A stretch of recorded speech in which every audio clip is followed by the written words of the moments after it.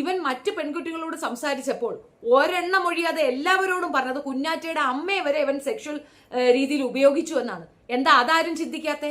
അത്ര രീതിയിൽ അമ്മ സ്ഥാനത്തുള്ള ഒരു സ്ത്രീയെ, ഭാര്യയുടെ അമ്മയെ സെക്ഷലി ഉപയോഗിച്ചു എന്ന് അഭിമാനബോധത്തോടു കൂടി മറ്റു പെൺകുട്ടികളോട് പറയുമ്പോൾ ഓർത്തു നോക്കും, അവന്റെ ഉള്ളിൽ അത് ആഗ്രഹമുള്ളത് കൊണ്ടല്ലേ. ആ സ്ത്രീ എത്രത്തോളം അപമാനിക്കപ്പെട്ടു.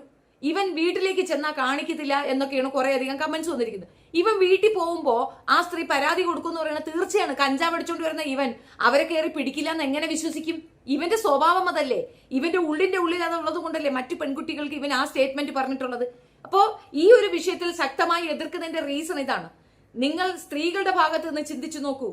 കുഞ്ഞാറ്റ ഒഴിഞ്ഞുപോയി, ഞാൻ ശബ്ദിക്കുന്നു, ബാക്കിയുള്ളവരൊക്കെ പറയുന്നു. കുഞ്ഞാറ്റ ഒരു വാക്ക് പറയുന്നുണ്ടോ? അവളെ പാട് നോക്കി നിൽക്കുന്നത് മൈൻഡ് പോലും ചെയ്യുന്നില്ല.